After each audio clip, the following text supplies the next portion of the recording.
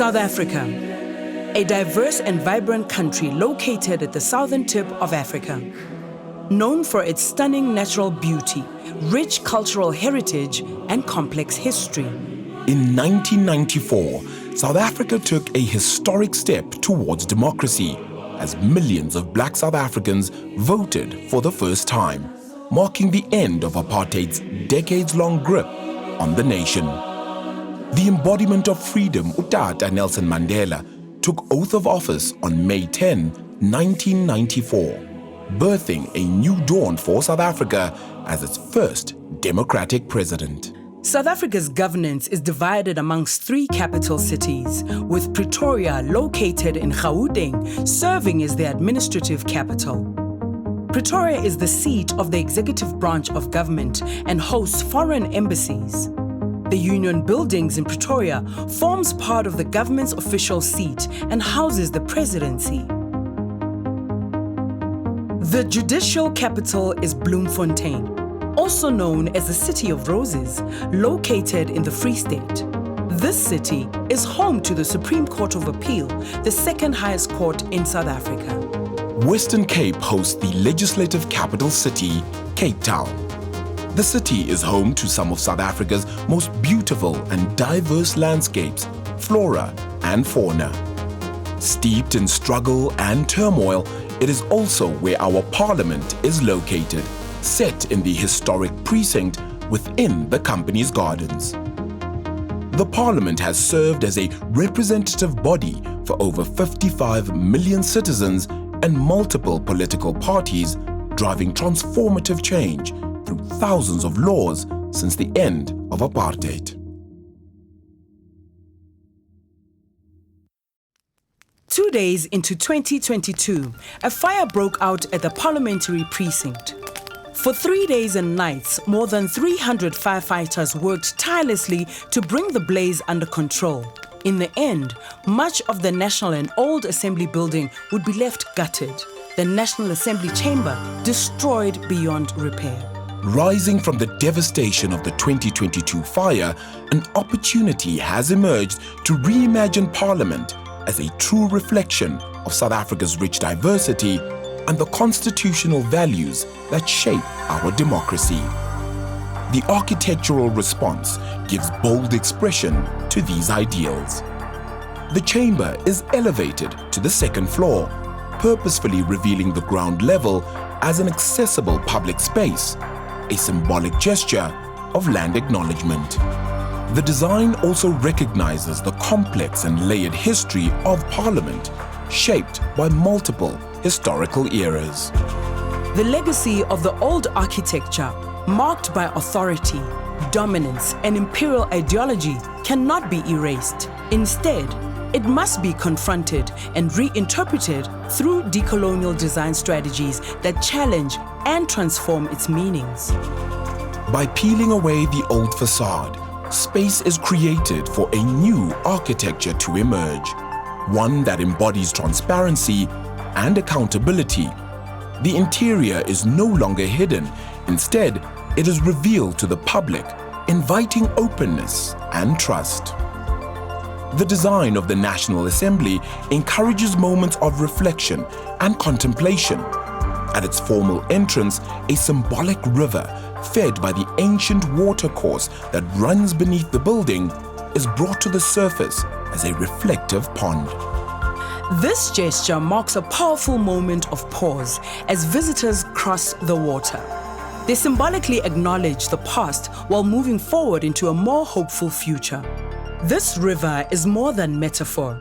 It honors the vital role it once played in the daily lives and spiritual rituals of South Africa's first indigenous peoples, who served as custodians of this land long before colonial occupation. The interior finishes and colors of the chamber continue to honor the heritage of South Africa's indigenous peoples, with a particular emphasis on their deep connection to the land, sky, and water. Warm, sandy tones inspired by the Kalahari Desert and vibrant hues echoing the brightness of the sun are carried through the floors, the walls, and ceiling treatments, creating a neutral space promoting equity for all. At the heart of the chamber, the symbolism of the tree is powerfully expressed through a central cladding installation that rises from the floor and stretches upward, a gesture of rootedness, growth, and connection to the sky above. Each floor within the National Assembly takes inspiration from the national symbols of South Africa. It draws on the natural and diverse beauty of the South African landscapes and connects us to this through subtle use of color and texture. The large National Chamber, previously seating 400 members, now accommodates 1,172 people. The circular shape has enabled a 35% increase in floor space, adding 540 seats within the existing structure's constraints. Above the chamber on the 7th floor lies the King Protea-themed lounge, a collaborative space for Parliament members with a banqueting hall on the 6th floor directly connected to the lounge and hosting up to 400 guests. Pause and social interaction areas are dotted within the building. These spaces allow for members to meet informally, fostering collaboration. A members' coffee bar is located on the 1st floor. This space connects the buildings with a generous bridge link at this level. The public will enter the building through Parliament Street. A new atrium welcomes the visitor and guides them through the refurbished and restored 1910 and 1927 buildings. The public are guided through the old buildings into the new, with the history of the buildings displayed on the walls and interpreted on the floors. The tree sculpture stands for "We the People" and honors the journey of those who have suffered in the shadows. It is constructed of reclaimed timber found in the roofs of the old assembly building. The tree sculpture is rooted in our land. Reaching for our future, it becomes a beacon of hope and reflects the powerful spirit of the South African people. Tying into the theme of the National Chamber being held up by the forest of yellow woods, this sculpture echoes the same sentiment of strength and resilience. Boardrooms throughout the old and new assemblies will have common furnishings and finishes. We have doubled the number of committee rooms in the National Assembly. Expanding on the original provision of 7 committee rooms, the new design has doubled in its accommodation. It now accommodates a total of 14 committee and boardrooms, enhancing the building's capacity for democratic engagement. The former chamber will be carefully restored to its original grandeur, preserving its historical significance. Its interiors draws inspiration from the diverse landscapes of South Africa and align with the broader National Assembly design, which celebrates and integrates national symbols. A seamless transition from old to new will be created through the common use of color, texture, and key design elements. The new link through the courtyard allows the ease of movement between buildings.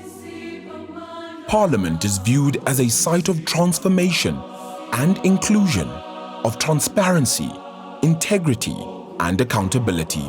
As visitors enter the newly established public realm on the ground floor of the National Assembly, they encounter a contemporary interpretation of the Lekgotla, a traditional space of gathering and dialogue.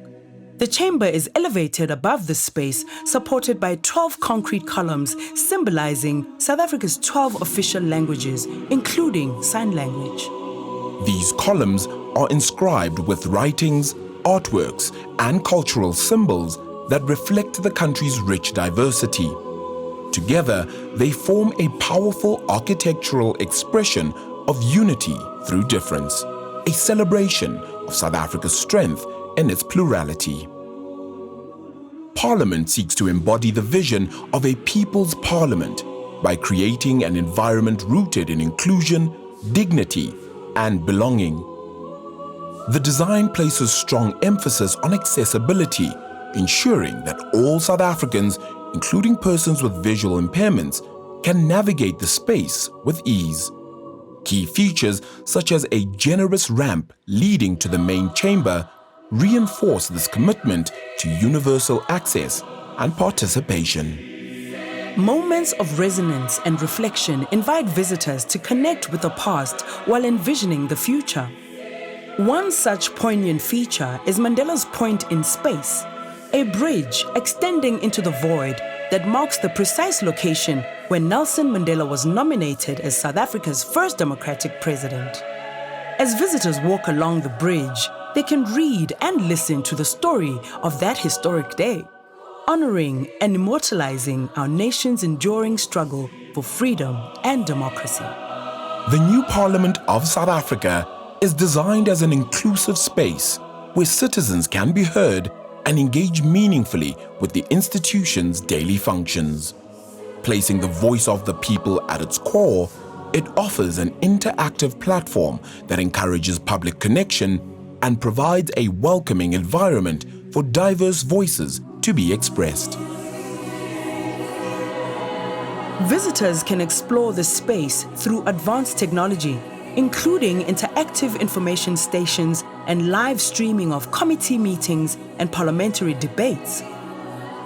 This versatile venue also accommodates exhibitions, performances, and guided tours, fostering community engagement and serving as a dynamic backdrop for shared experiences. Importantly, the design also honors South Africa's collective memory, preserving and reflecting the nation's history to inspire present and future generations. Contributing to the broader tourism landscape of Cape Town and South Africa, the new Parliament offers visitors a meaningful opportunity to engage with the rich history of our past as we collectively work towards the future.